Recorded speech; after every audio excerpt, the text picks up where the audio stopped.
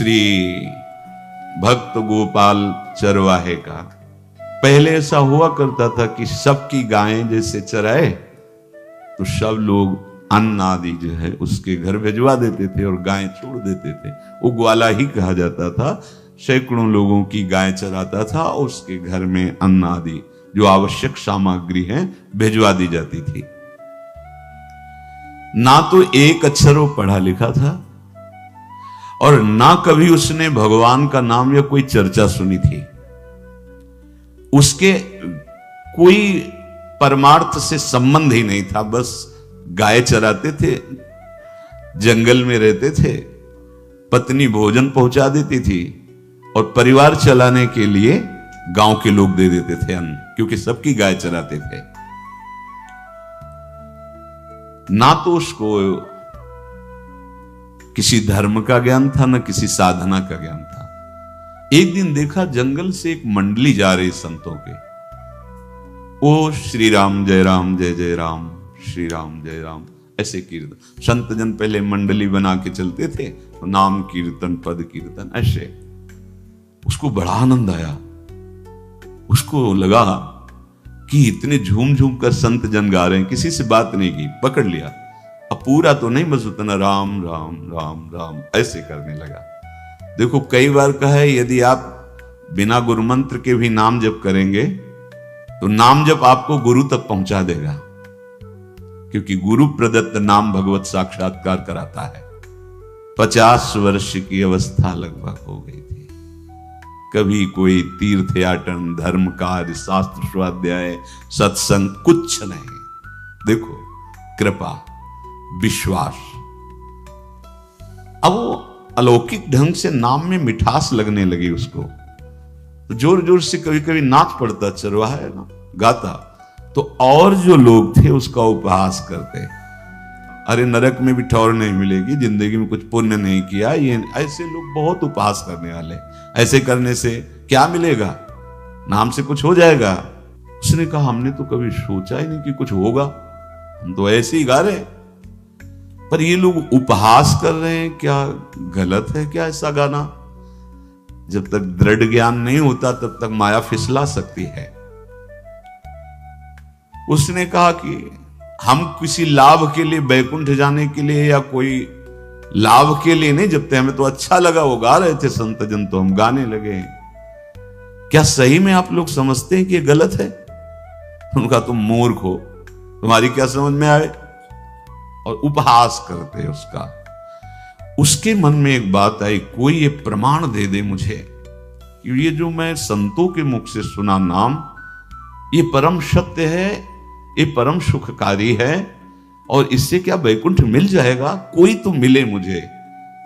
और जब किसी के हृदय में ऐसी आकांक्षा होती है तो वही मिल जाते हैं जो सबके हृदय की जानते हैं। एक दिन उसने देखा जब लोग दिल्ली की हंसी मजाक कर रहे थे, उसी समय एक लंगोटी पहने हुए, हाथ में कमंडल और दंड धारण किए हुए कोई वीतराग परमहंस दौड़ा, चरणों में गिर गया। महाराज महाराज, बस एक बात आप बता दीजिए, जो हम राम राम कह रहे हैं, ये लोग उपहास करते हैं, क्या इससे हमारा कल्याण हो जाएगा, बैकुंठ मिल जाएगा? तो उन्होंने कहा बेटा ये बहुत मंगल में भगवान का नाम है, पर हमें लगता है कि तुम्हें गुरुदेव की आवश्यकता है। यदि तुम गुरु कृपा पात्र बन जाओ तो इन उपहास करने वालों की बातें तुम्हारे मन में नहीं लगेंगी और निश्चित तुम्हें भगवत साक्षात्कार हो जाएगा। तो पैर पकड़ लिया और कहा महाराज आप ही गुरु बन जाओ ना हमारे, आप ही हमें मंत्र दे दो। तो उन्होंने कहा हम तो तीर्थ यात्रा में हैं, ऐसा हम नहीं कर सकते, पर यदि तुम भगवान से प्रार्थना करोगे तो तुम्हारे कल्याण के लिए सदगुरु प्राप्त हो जाएगा। इसलिए जैसे कोई पूछते हैं किसको सदगुरु बनाऊं, तुम कहते किसी को नहीं, पहले भगवान को मानो, श्री हरि को, जगत गुरु श्री कृष्ण को, फिर उनसे प्रार्थना करो कि यदि आप आवश्यक समझते हो कि सदगुरु के रूप में आप आकर के हमारा कल्याण करेंगे तो मुझे पहुंचा दो, या आप स्वयं आ जाओ। मैं नहीं खोज कर पाऊंगा, मेरी वो दृष्टि नहीं है कि मैं किसी महापुरुष को पहचान सकूं। मैं तुमसे सत्य कहता हूं, सदगुरु की जो शरण में हो गया तो उसके जीवन नौका की डांट सदगुरु अपने हाथ में ले लेते हैं। फिर उसको कोई भय, कोई उपहास, कोई लज्जा नहीं सताती। वो सुख पूर्वक इस दुखद अपार संसार समुद्र से पार हो जाता है। पर बेटा, तेरे ऊपर भगवान की बड़ी कृपा है, क्योंकि तू संतों को मानता है। तू मेरी बात पर विश्वास कर ले, अंदर से तू एकांत में रो, तुझे सदगुरु मिल जाएंगे। अब ऐसा कहकर वो अपने राह में चले तीर्थ यात्रा के लिए। अब वो खोजता, एकांत में बैठकर देखता, कभी कभी वो पेड़ पे चढ़ जाता कि कोई संत तो नहीं आ रहे हैं। अब उसके लिए वहां भोजन पहुंच जाता, पाता, गाय देखता और बस खोज करता कि सदगुरु आ जाए, सदगुरु आ जाए। बहुत समय व्यतीत हुआ, पर उसका विश्वास नहीं टूटा कि संत ने कहा था कि तुम भावना करो कि सदगुरु आ जाएंगे। भगवान सदगुरु बन करके आ गए, वही है सदगुरु। देखा सामने से बड़े तेजस्वी महात्मा बड़े तीव्र गति से आ रहे। वो दौड़ा, गुरुदेव गुरुदेव, चरणों में लौट गया। चरणों में जे ही गिरा तो एक बिजली सी दौड़ी उसके हृदय में। अब बात बन गई, गुरु मिल गए। वो खड़े हो गए, देखते ही सात्विक भाव उत्पन्न हो रहा है, आंसू निकलने लगे। देखते ही मन में आया कि जो संत कह रहे थे सदगुरु मिल जाएंगे, यही हमारे सदगुरु हैं। हृदय में उत्साह, आतुर आवाज, प्रभु मुझे भवसागर से पार करने वाला गुरु मंत्र दे दो। ऐसे थोड़ी दीक्षा दी जाती कि गली चलते दी जाए, दूंगा।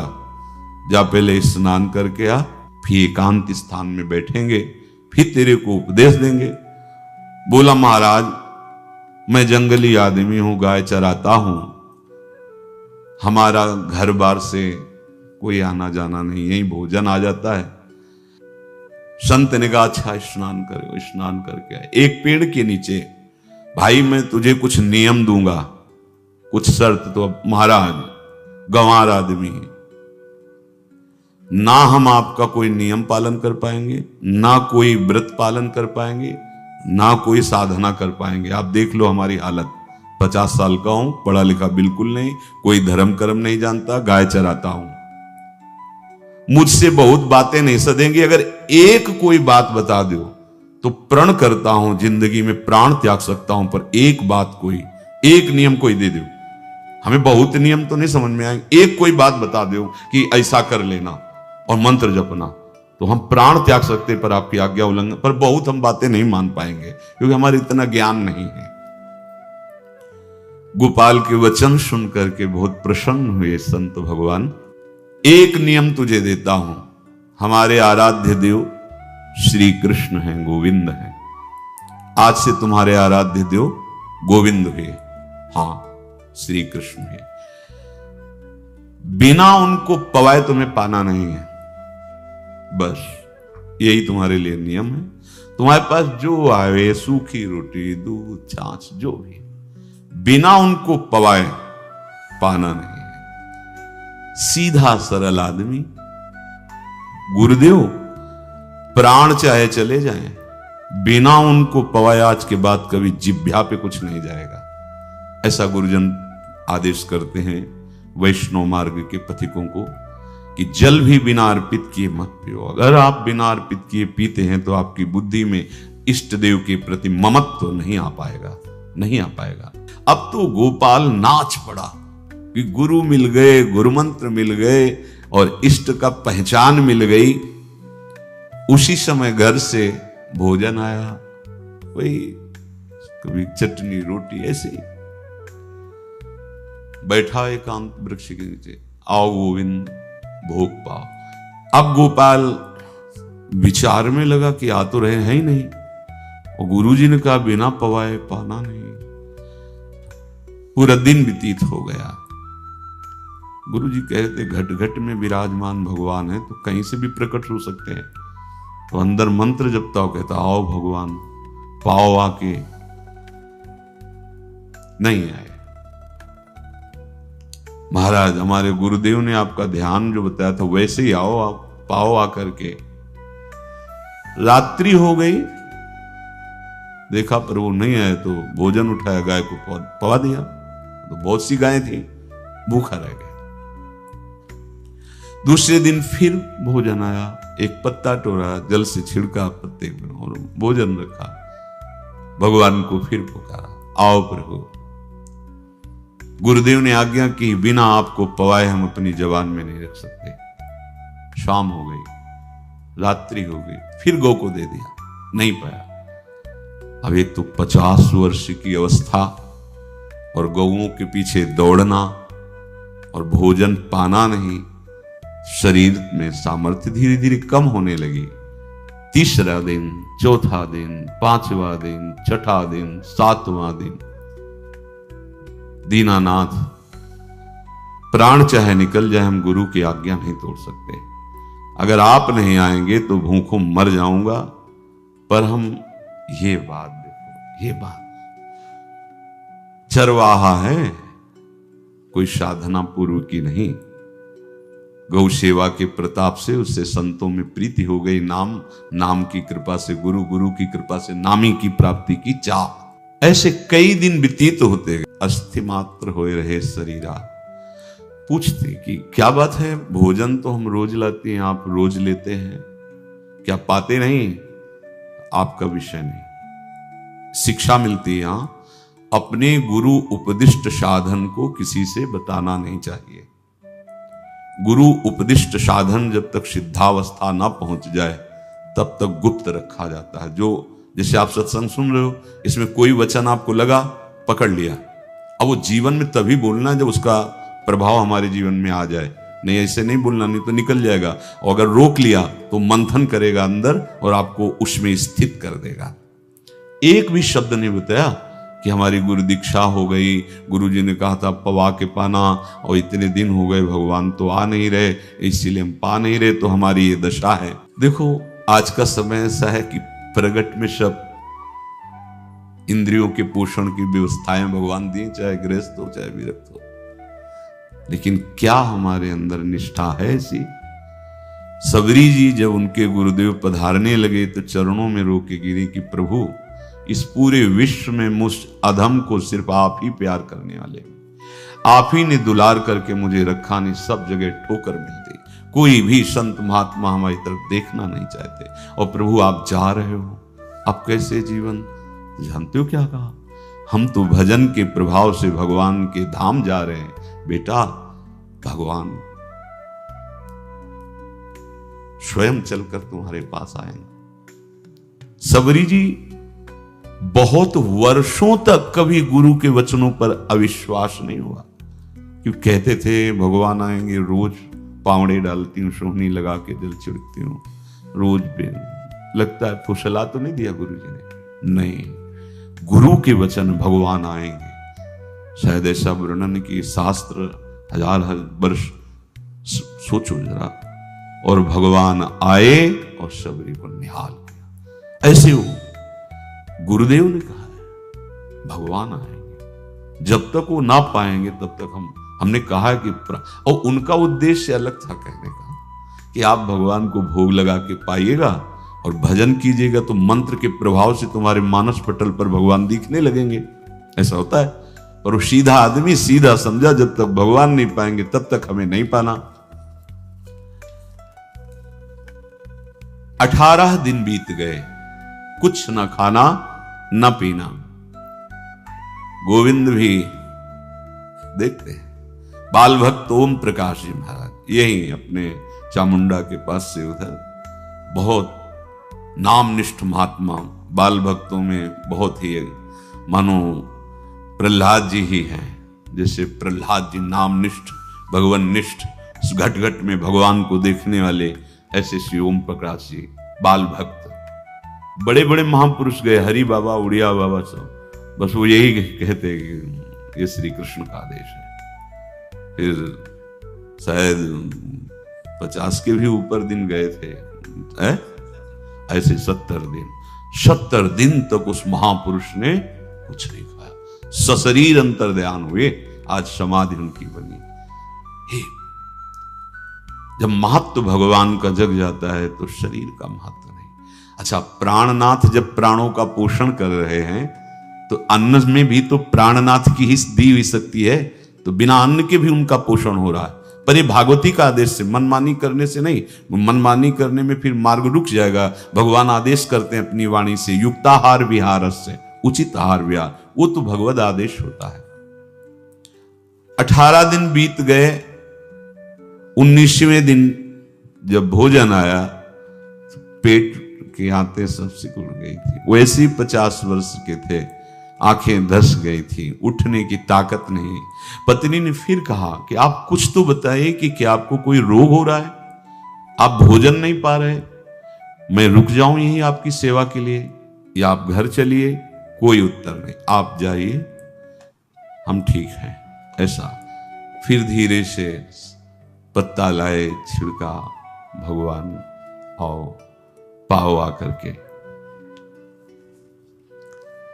शाम हो गई, फिर गाय को दे दिया। विचार कर लिया कि अब मरना ही है, मुझ जैसे अधम के पास भगवान तो आएंगे नहीं, वो तो भगवान है, पर मैं अपने गुरु के वचन नहीं तोड़ सकता, मर चाहे जाऊं। 27 दिन व्यतीत हो गए, एक कवल भी अन्न नहीं पाया। न चलने की शक्ति थी, न पत्ता लाने की शक्ति थी, न जल छिड़कने की शक्ति थी। जिस पात्र में भोजन लाई थी, लेटे ही लेटे खोला और कहा, प्रभु मुझे पता है आप इस शरीर से नहीं मिलोगे, पर आप जान लो मैं अपने गुरु की आज्ञा का उल्लंघन नहीं करूंगा। ये मतलब जितने महान हुए हैं सब निष्ठाओं में निष्ठावान हुए हैं, अपने लोग फिसड्डी हैं। जरा सा कोई दुख, जरा सा कोई सुख, फिसल जाते हैं। प्राण अनंत जन्मों की बिगड़ी 27 दिन क्या होते हैं, क्या होते 27 दिन? अनंत जन्मों का जमा कूड़ा करकट भगवान साफ कर रहे हैं। यस, जो तन्मयता, गुरु निष्ठा, जो प्राण भूख से व्याकुल, सब भस्म हो रहे हैं पाप अनंत जन्मों के। अनंत जन्मों, जैसे हम सोचे कि भगवान इतने निर्दयी कैसे हैं? नहीं निर्दयी, आत्मा को कुछ फर्क नहीं पड़ता। और शरीर ने जो किए हैं जन्म जन्मांतरों के, वो निष्ठा के कारण दुख नहीं पहुंचेगा। निष्ठावान को दुख नहीं पहुंचता, वो आपको दिखाई देगा दूर से, उसको दुख नहीं पहुंचता, क्योंकि निष्ठा का कवच है, वो कभी कोई भेद नहीं सकता। किसी भी माया के यंत्र में ताकत नहीं कि निष्ठा को भेद सके, उसी को निष्ठा कहते हैं, नहीं भेद पाए। 27वां दिन है। पति की दशा देख करके कहा, स्वामी अब तो आप कहोगे भी तो मैं नहीं जाऊंगी, हम आपकी दशा, इशारे से कहा आज भर चली जा, क्योंकि उसको लग रहा था आज प्राण निकल जाएंगे। आज भर चली जा, फिर कल से जैसी तेरी आज चली जा। इशारे से, बोलने की भी सामर्थ्य नहीं थी।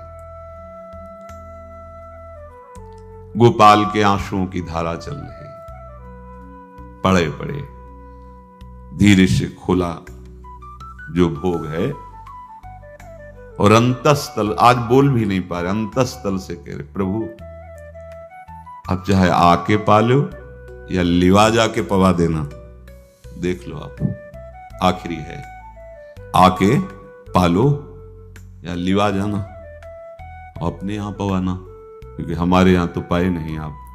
बड़े प्रेम से अंदर से आवाज आई, गोपाल। खुली, क्योंकि बोलने की हिम्मत ने, ये अंदर से प्रार्थना की थी, गोपाल वो अमृतमय। गुरुदेव ने कहा था कि उनकी वाणी से अमृत बरसता है। एकदम आंख खुला, देखा वही पीतांबर, वैसे ही मोर मुकुट, वही मुरली, वही करधनी, वैसे नूपुर, वैसे ललित त्रिभंगी।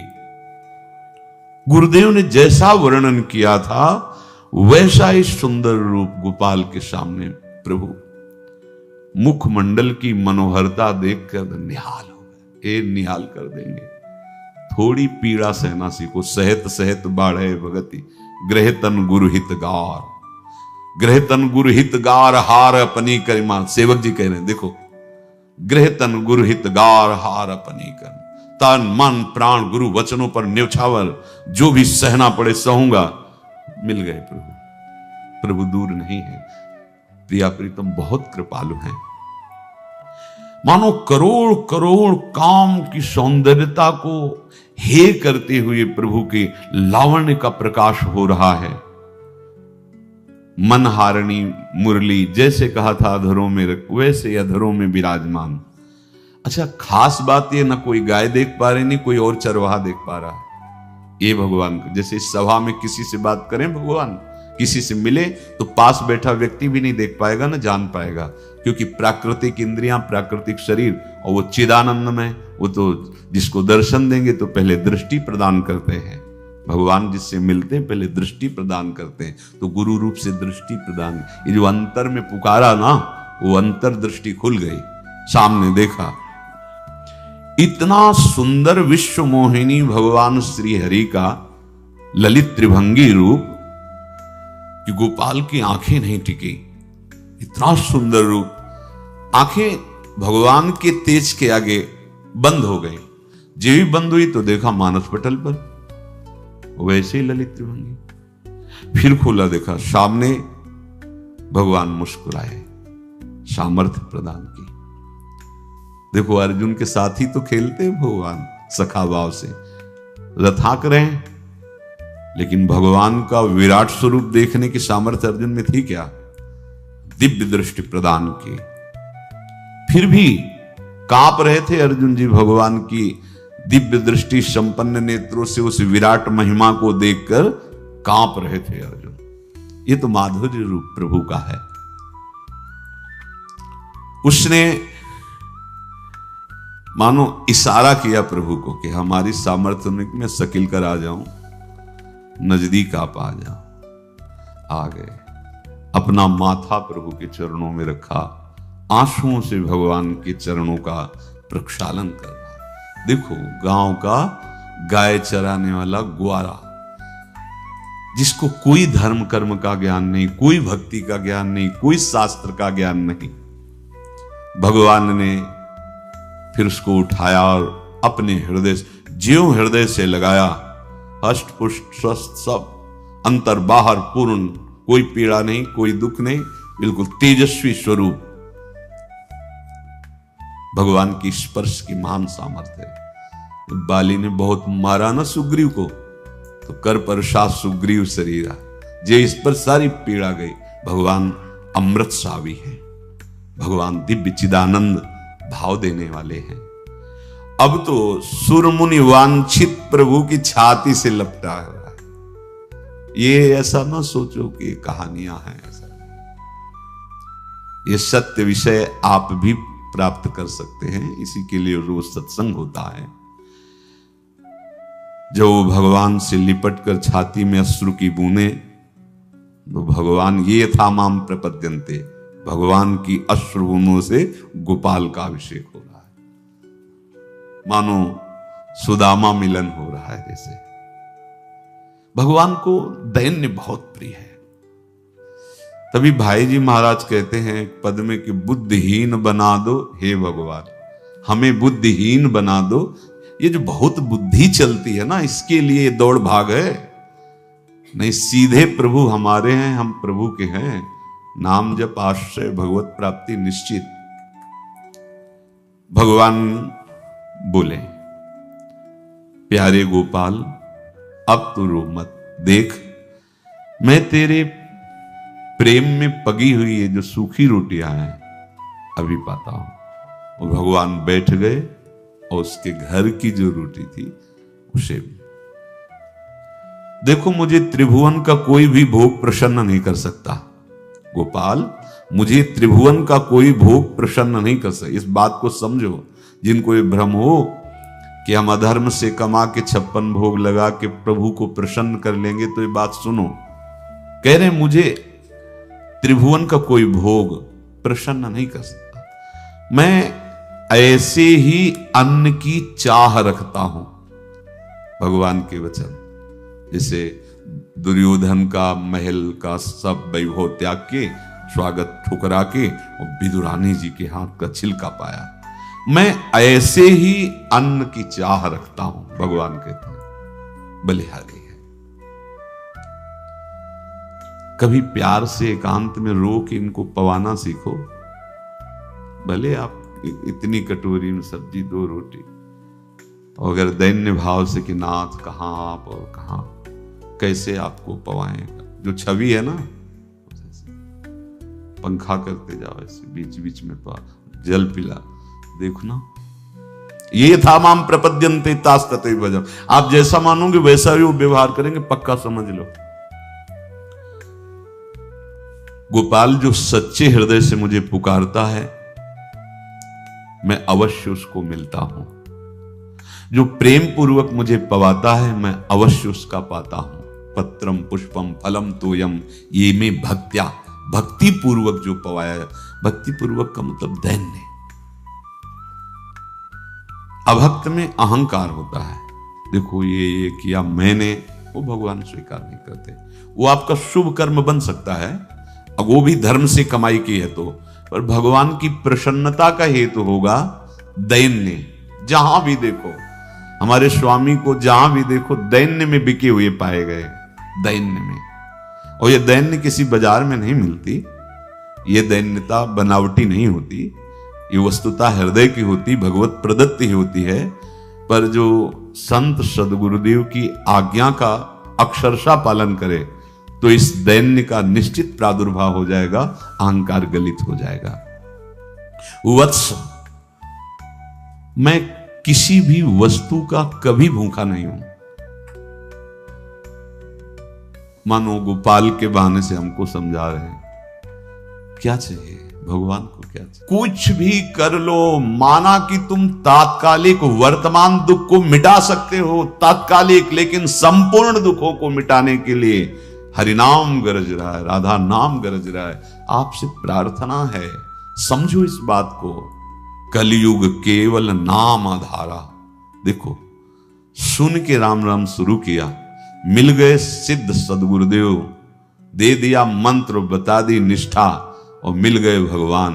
और भगवान कह रहे हैं अब तेरे जीवन में कभी दुख का लेस नहीं रहेगा, तू अब घर जा, अब किसी की गाय चराने की जरूरत नहीं है।